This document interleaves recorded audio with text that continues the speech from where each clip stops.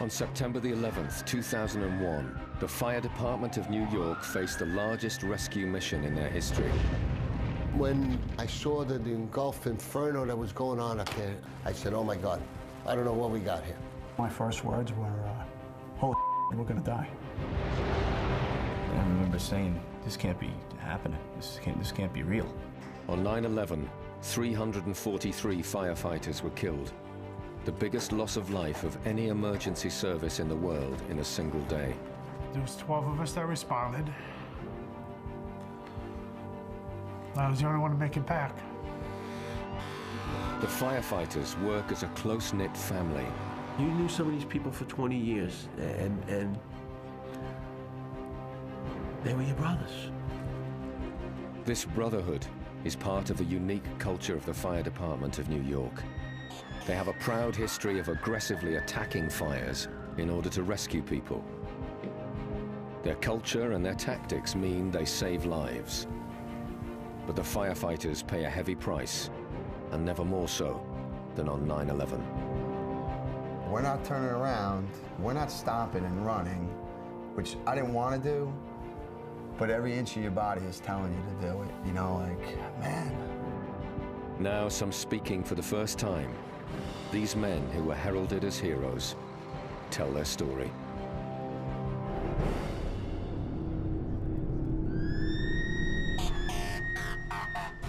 The Fire Department of New York is one of the biggest and busiest fire departments in the world. They pride themselves on how they tackle fires and rescue people, whatever the cost. New York City Fire Department is a very aggressive fire department. We attack the fires from the inside. We don't break a window and stick a hose line in there from the street and put water on the fire, because if you do that, you're pushing the fire throughout the rest of the building. You aggressively go into the seat of the fire and push the fire out the building. But to do that, you gotta be in the building. We're able to cut a path through the fire, rescue the person, and get them out. The skyscraper city of New York presents exceptional challenges. And while firemen risk their lives together, they also work, sleep, cook, and eat together. When you walk into a firehouse, I was reborn again because I felt the electric going through me, how everybody works together, how we go shopping together, we go clean the truck together, and then we're down the hall where we put our life on the line. You were going into life and death situations with them, and you depended on them and they depended on you. The firefighters form a vast but intimate clan, often passing from father to son down the generations. John Vigiano Sr. is one of the most decorated and respected firefighters alive. When he got throat cancer, his son, John Jr., gave up his dreams of becoming a high-flying businessman. He saw the brotherhood in the fire department. He saw how men gave their time every day to take care of my wife and I.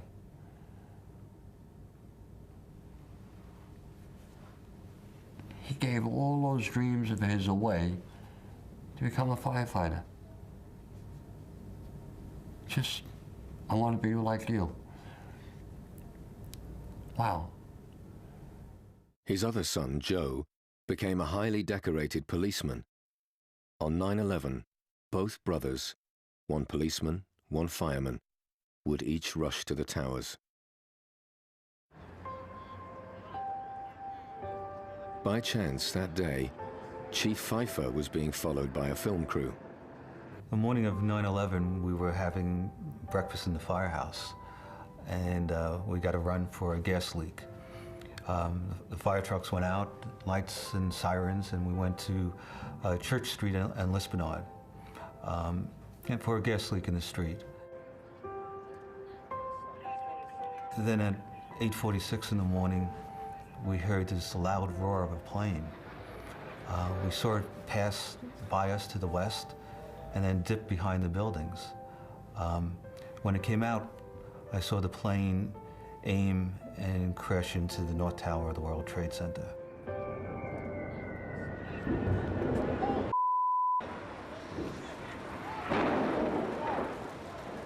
And knew at that moment we were going to the biggest fire of our lives. Chief Pfeiffer calls in the first alarm, and within minutes, as the scale of the devastation becomes clear, the alarm starts to ripple out across the whole of New York. Over the next hour, over a third of all the fire crews in New York would descend on the Twin Towers. Engine 1 out, World Trade Center, 1060. Send every available ambulance, everything you got to World Trade Center now.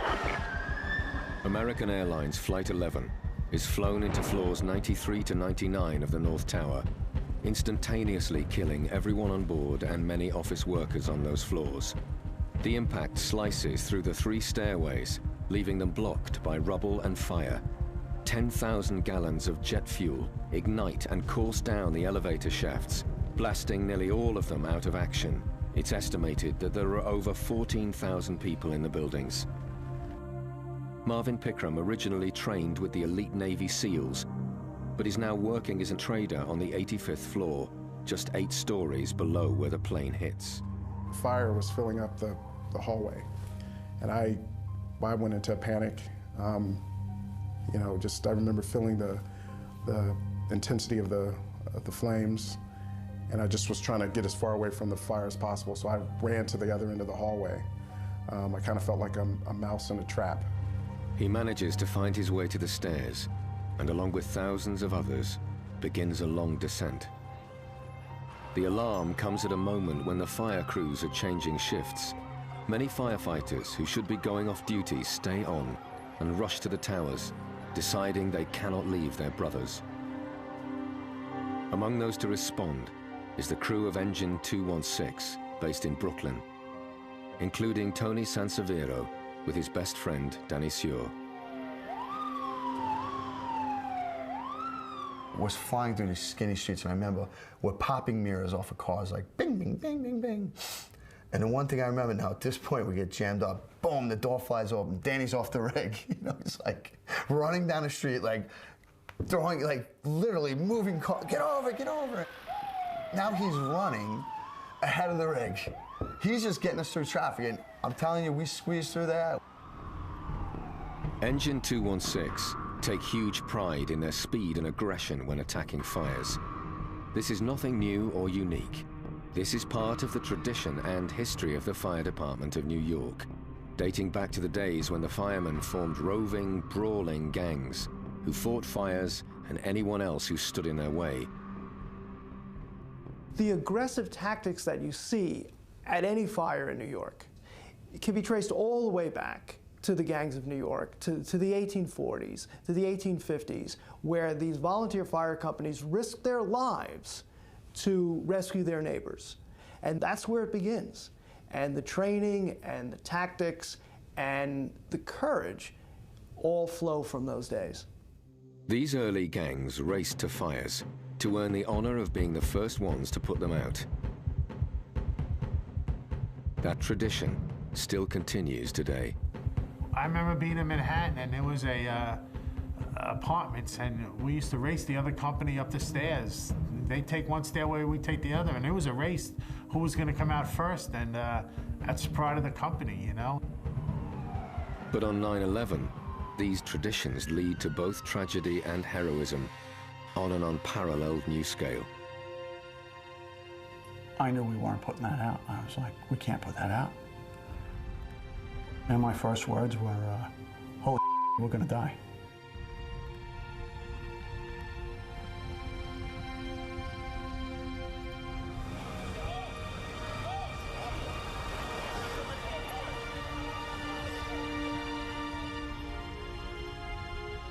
Just 4 minutes after the plane hits, Chief Pfeiffer arrives at the North Tower lobby and sets up his command post. His role is to marshal the firefighters that will soon come flooding in. The fire is too big and too high to put out. Their mission is to find and evacuate the civilians. But with the lifts out of action, reaching the impact zone would take nearly 2 hours of relentless climbing. As the firefighters came into the building, they had this look on their face of concern. It wasn't panic. It was a quiet look that this was going to be a tough job. And one of the lieutenants that came in, I can remember coming up to me with that same look of concern and wondering if we're going to be okay. I told this lieutenant that I wanted him to go up to the 70th floor and to take his firefighters with them to evacuate and to rescue. Stood for a second and we looked at each other, wondering if everything's going to be okay. And then he turned around and took his men upstairs. And that was the last time I saw my brother, Kevin.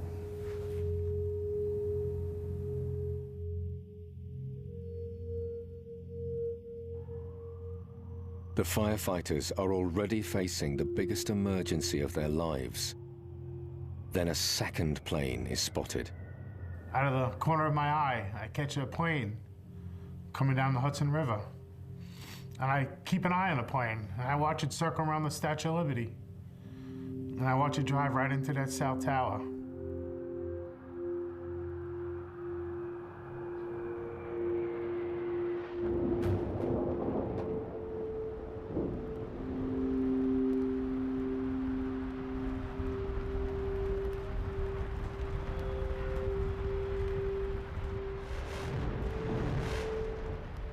The fires in the two impact zones are burning as hot as industrial furnaces, forcing some stranded people to jump.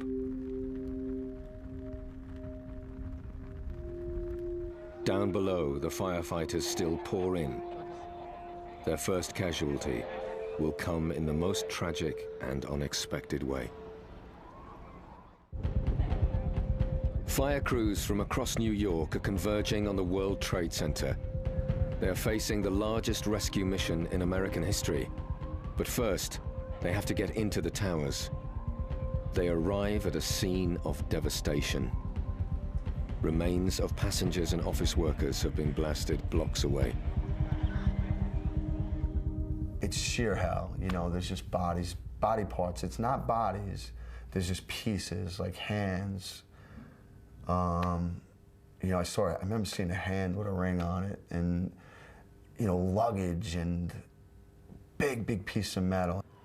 As I went up West Street, there was body parts everywhere. And I remember I was the only vehicle on the road. And I remember trying to drive around them. And it became impossible. I said, please forgive me. As I drove over some. It was my only way to respond.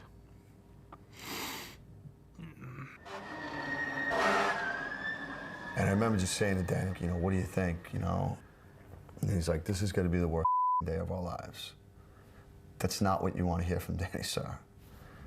And I just remember thinking to myself, like, oh, you know, we're not turning around. Danny's not gonna, you know, we're not stopping and running, which I didn't want to do, but every inch of your body is telling you to do it. You know, like, man.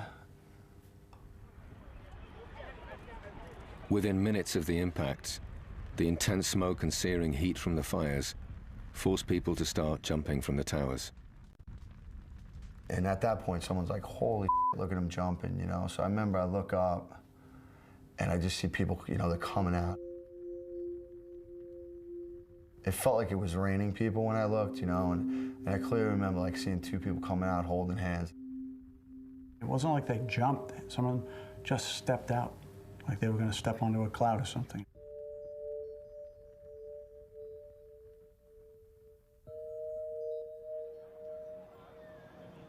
In this middle of this hell, for me, it's just serenely quiet, like almost peace, like papers are coming down and they're like floating.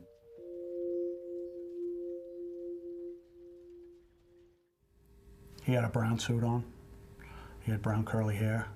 When I got to him, he was in a circle probably about 8 feet in diameter. And everything that used to be inside of him was now outside of him. That's one of the things that you don't just experience that and you let go of it. It doesn't just go away. I can see that picture in my head right now.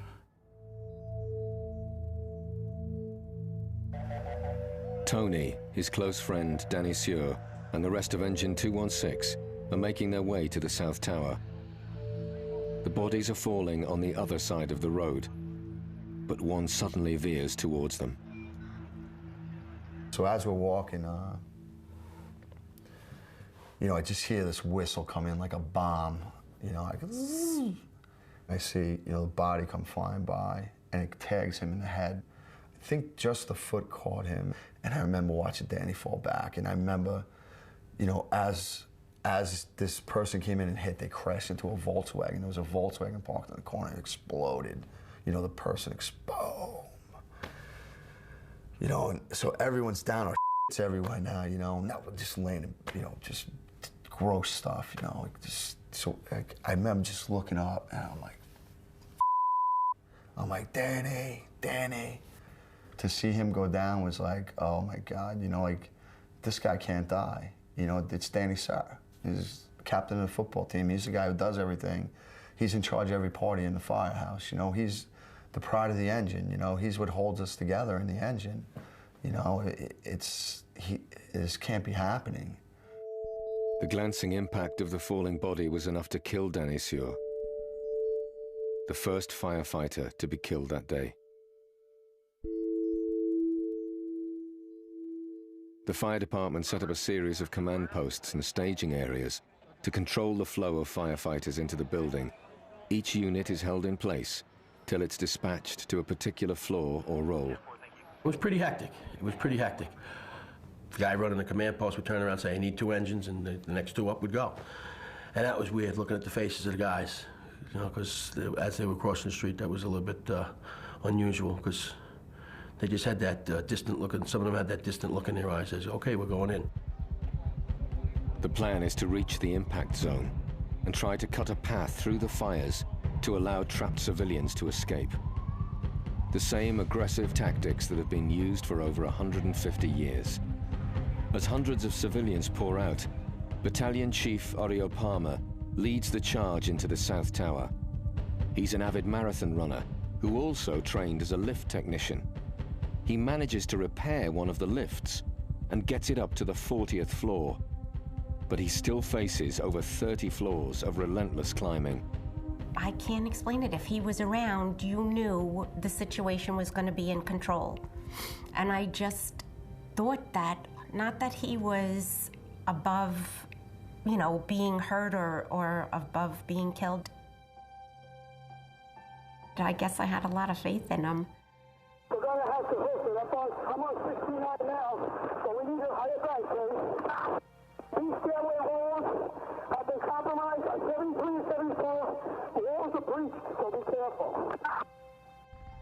Following behind are the 5 rescue companies of New York. These are the elite units of the fire department, men with extra training, skills, or experience. They come in from all 5 boroughs of New York. Rushing in from the Bronx is Rescue 3. Among them is Tommy Foley. His brother Danny is also a firefighter and is now with Rescue 3.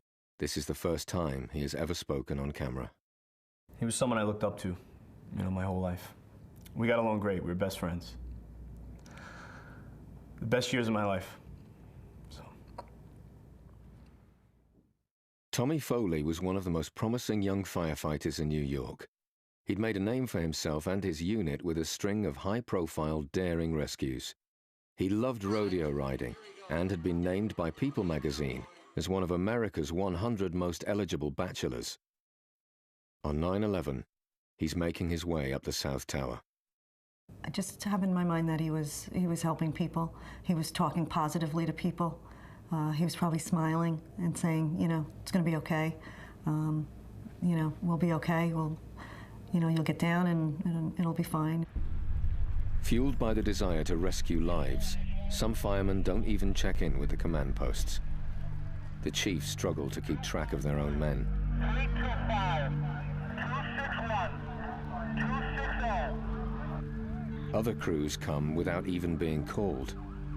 We responded, and then we got to run as we were responding, which Many companies did, and some companies responded and they never got the official notification. But we responded just because we knew we were going to be needed. Now, my son has my genes. I drove a fire truck. I put myself in that seat, and I would have said to the captain, Cap, we're going to sit here all day waiting for these idiots. We know where they have to go. Say the word. Both John's sons are now in the towers. Police Detective Joe in the North Tower, and Fireman John in the South Tower. Marvin Pickram is in the North Tower. As he makes it down past the 50th floor, he starts to see the first firefighters coming up. Those guys were angels that day. And they just came in, and they're just doing their job. I mean, we don't know what's going on. And they're just, bam, coming through. You know, and that's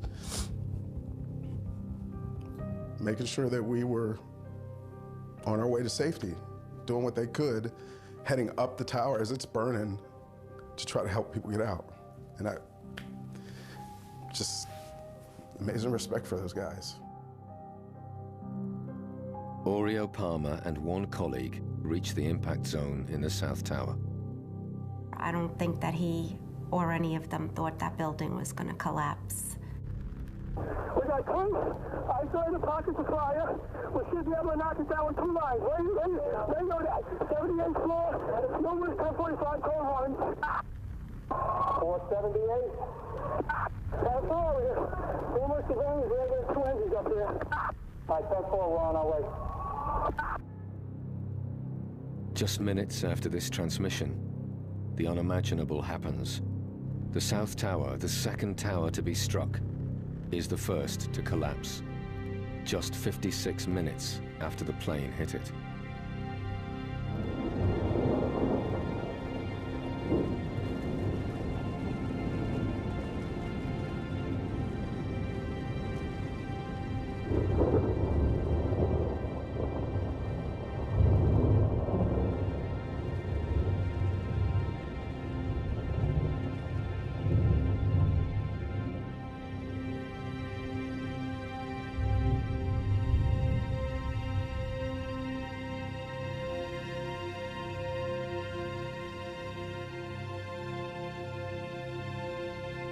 The speed and scale of the collapse is totally unprecedented and unpredicted.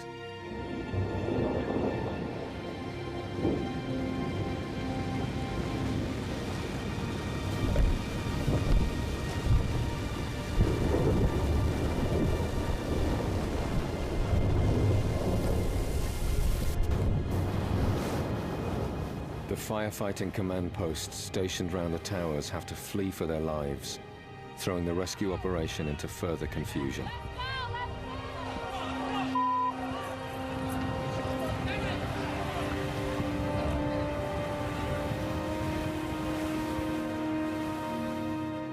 Not a single person inside the South Tower survives. Most of the stories from that tower will never be known. Among the dead are Oreo Palmer and Tommy Foley. The cloud of concrete, dust and glass crashes into the North Tower and engulfs the lobby where Chief Pfeiffer is running a command post. We didn't know a 110-story building was collapsing. We thought that part of the plane fell off the upper floors and was crashing into the lobby, or maybe the elevators blew out. Higher up in the North Tower, the stream of hundreds of exhausted firefighters know even less about what's going on. Captain Greg Hansen, then a lieutenant, is on the 35th floor of the North Tower. It felt almost like an earthquake, but turns out the South Tower is now collapsing. Right? We don't know this, though. We have no idea, so we kind of having these blank stares looking at each other like, what's going on? The North Tower is now a ticking time bomb on the brink of collapse, which most of the firefighters are utterly unaware of. There is one vital piece of information that the police have that could give the firefighters precious extra minutes to escape. But an ancient rivalry between New York's bravest and New York's finest will lead to unexpected consequences.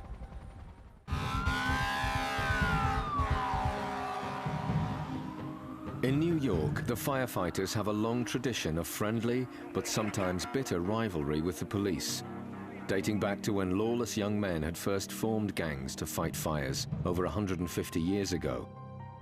This rivalry has simmered on ever since. Before 9/11, there were several instances where the elite units of the fire department who respond to car accidents and other kinds of emergencies showed up at the scene of an emergency, and the police department's elite units also showed up, and there were several instances of brawls. You'd be on one side, the cops would be on the other side, and it was just this, like you could hear the verbal jabs going back and forth. I think it's a combination of ego and pride. In 1993, the World Trade Center had been rocked by a terrorist bomb. People had been airlifted off the roof by police helicopters. Some fire chiefs had thought that reckless and pointless, a police publicity stunt. As a result, the doors to the roof had been locked ever since. On 9/11, the smoke was probably far too thick to land a helicopter on the roof. But this rivalry would have other, far more terrible consequences. A police helicopter has a bird's-eye view of the collapse of the South Tower, but many of the firefighters in the remaining tower have no idea what has just happened. What other agency knew, what many people watching TV knew, was that a whole building collapsed to the ground. But we were never given that information. Worse still, the circling police helicopter then calls into question the condition of the North Tower and radios this warning to the police. The firefighters have separate command posts and use a different radio system, so don't hear this. This lack of communication means that many firefighters have no idea how urgent the situation now is. But surrounded by choking dust and debris, Chief Pfeiffer knows he has to take action. So I got on the radio and it said, "Command to all units in Tower 1, evacuate the building." And the firefighters started to come down. The only thing is we made a unhurried retreat.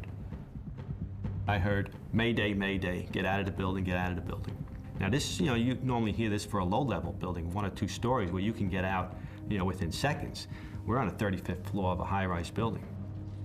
To make matters even worse, the radios that the firefighters are using don't work properly in skyscrapers. So some hear the Mayday, but many others don't. I guess with the information of having the Mayday, I had this heightened sense of urgency that, we can't be stopping for anything. So we have to get out of this building as quickly as possible.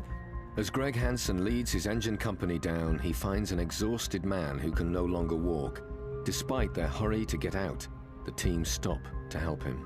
He says, grab his legs. He says, we got his arms. He says, let's just drag him down the staircase. And, we gave him a bumpy ride down that staircase.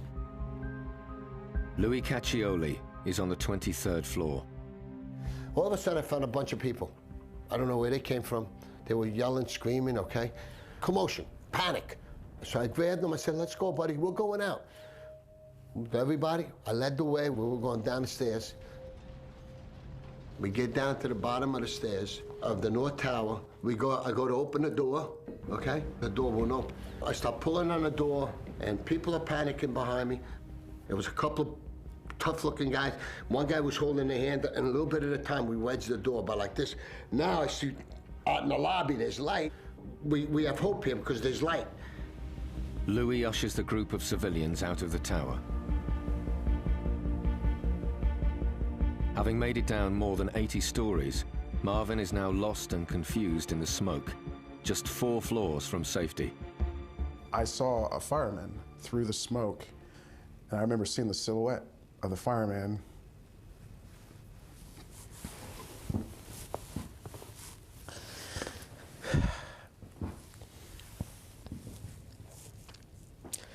I remember seeing his silhouette, and he had the little light. And that's what I used to kind of figure out where I needed to go. I'm not an overly religious guy, but You know, that was an image of an angel for me. The fireman points to Marvin's escape route, and he, like thousands of others, gets out because of the firefighters who came in. I survived because they were there. That's how I feel. Bill Spade has stayed in the lobby, guiding people safely out of the North Tower and away from the sides where concrete and people are still falling to the earth. Behind me where I was standing, people were flying by. The thud, the loud thud. And then the ones that were hitting off the canopy and then off the chief's car was continuous. Those are lives that are being lost behind me. In front of me, people coming down the staircase. I was directing them to safety. Those are lives being saved. It was two opposite ends of the spectrum. And everyone that was walking by, they're making it out. They're getting home. It was great.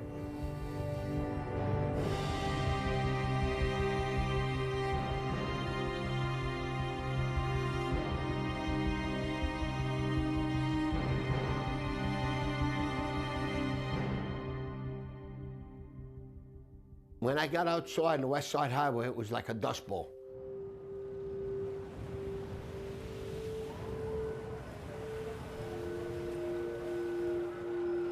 As soon as, they gave the okay and we got out of the building, I'm like, okay, we made it. The driver of Engine 47 is looking for Louis. All of a sudden, I hear a voice go, "Louis, Louis." I turn around, it's my chauffeur, Lance. He starts going to me, "Where you been? We're looking for you. We're calling you." And we're hugging. We're hugging each other like this. And we're feeling so good. We're like, I'm crying, he's crying. And all of a sudden we hear, "Look out, look out, look out." The North Tower that I just came out of maybe 2 minutes ago starts coming down.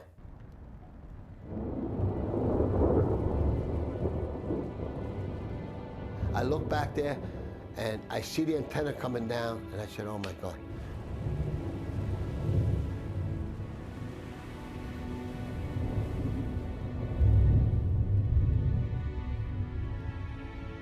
The building just liquefied up there. It just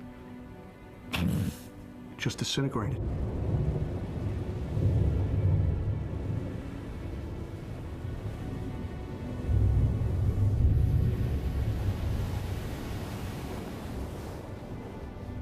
Within a second, it just went black.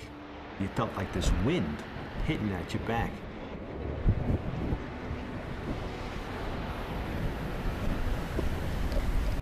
And then you just felt, this pounding of rocks. That's what it felt like. It felt like somebody, just was like a machine gun of rocks being thrown at you. I threw myself on the floor. This is the first time now. This is the first time that I feel like this is it. I'm dying.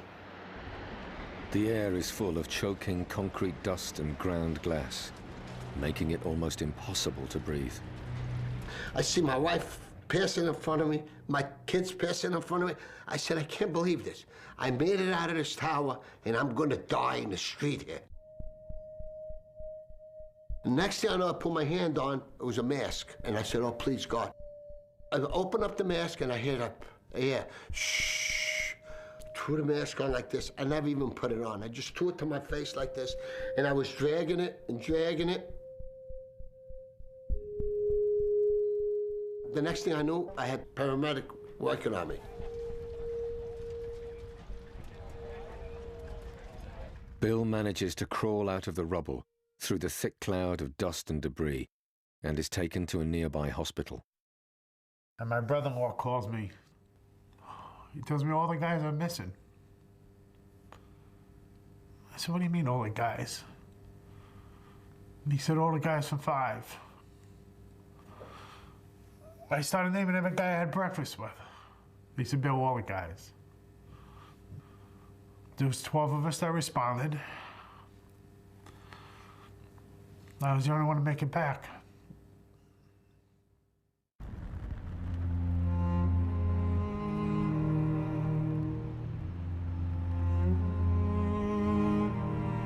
The site of the World Trade Center is a vast field of compressed concrete and twisted steel, sliced through with hidden crevasses. Among the hundreds of firefighters still flooding in is Danny Foley, looking for his brother, Tommy. I said, Dad, I have to be honest with you, it's not good down here. He said, okay. I said, Dad, I can promise you one thing. I said, we will find them.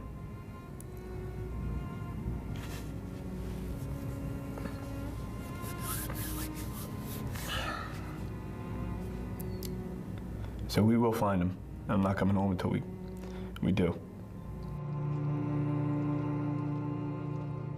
343 firemen died on 9/11. The firefighters become heroes, but for many, their battle was just beginning, and they would soon discover that the adulation came with a price.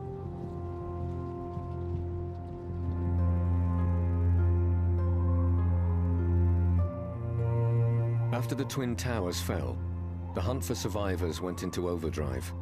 Underground fires burnt, hot enough to melt the shoes of the rescue workers scrabbling over the surface. This was all that remained of two of the world's tallest buildings. Danny Foley began the search for his brother, Tommy.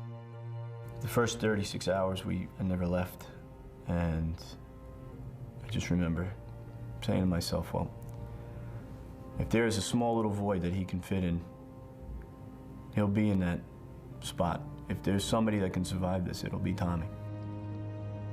By the night of the 12th of September, 18 survivors were found.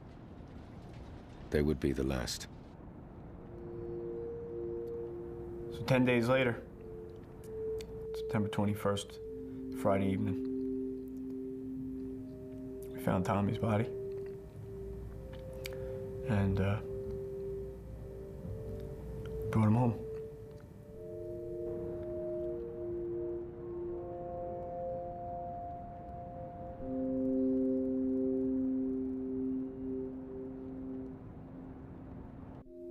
We're very lucky that we found him. We're very, very lucky because a lot of families don't have that, and we do. And we have him back, and where he should be. After 3 weeks, the last lingering hopes of finding survivors faded, and Debbie Palmer had to break the news to her 3 young children. My youngest one, I remember, I felt like she cried because that was the thing to do. What? What's the matter? I got down on my knees and went eye level with her, and I just said, Dad is not coming home. And she just looked at me like I slapped her. And she said, he's not. And her knees buckled out from underneath her, and she just like fell onto the rug. So, like, that is something I'll never, get out of my mind.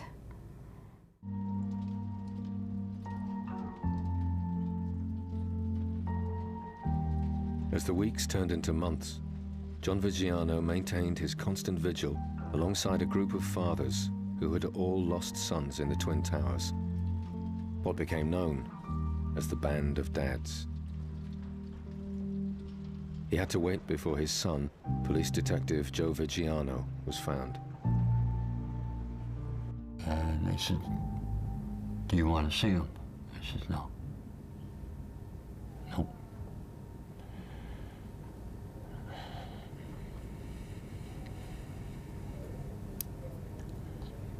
I saw others.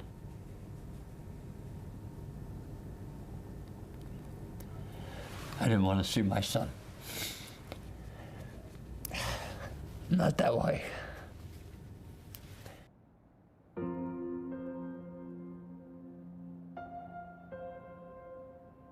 The search carried on for nearly 9 months, and John watched and waited till the bitter end.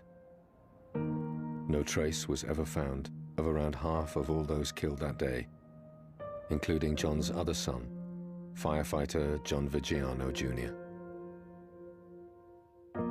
The images of the dignified funerals and the firefighters working every day on Ground Zero were seized on by a public and a press desperate for some kind of hope. The firefighters were hailed as the heroes of 9/11. They courageously charged into the towers to rescue people, and 343 had made the ultimate sacrifice. After 9/11, firefighters and police officers, we were like, God. Everybody looked up to us. Like, you know, we were the best. I don't like to be called a hero, okay? I did my job, and I did my job the best I could. Many of the men who had been labeled heroes were struggling to hold their lives together after the trauma of 9/11 and then working on Ground Zero. Each had to face their own demons. I was out of control. Out of control. And I'd see it, I saw it after because I wasn't sleeping. I had rage, okay? I had road rage. I got involved into the confrontation. I was just a bitter guy. Wasn't Louis no more. Certain images and things that just keep playing back in your mind, such as watching people jump, watching that gentleman in his brown suit, and what was left of him after he landed.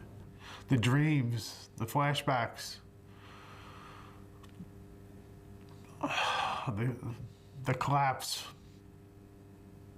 waking up in cold sweats. As the years passed, 9/11 would also have a profound impact on the culture of the firefighters. Before 9/11, if you would have asked me, you got to go for counseling, I would have told you, you got a better chance of hitting lotto, okay? Because it's our job is like, you don't show. But you know what? After 9/11, I'm a big supporter of counseling. I feel like it saved my life. The brotherhood, that bond that defines what it is to be a fireman, amplified their suffering and sense of loss on 9/11. But for many, the horror and loss inflicted that day also sealed the bond and made it stronger than ever. We call where we work a firehouse. It's a home. It's a place where you eat and live together and work. In the days after 9/11, we came back to the firehouse and we had to mourn the people we lost that day. But it was the firehouse that was the family that was starting to heal each other. And it flows over to everything that we do besides work. It flows over to what we do together as families, with our wives and children. All of our wives know each other, our children know each other and play together at parties. Pain, yeah. Good days, bad days. But you have a life to live. We have friends. I have 5 grandchildren. They come to my house. Do they want to see an old man sitting in a dark room crying? No. The unique character and history of the Fire Department of New York meant that around 1 in 8 of all those killed on 9/11 were firefighters who rushed into the towers. But their actions also saved countless lives. The terrorists wanted to kill as many as they can. They did.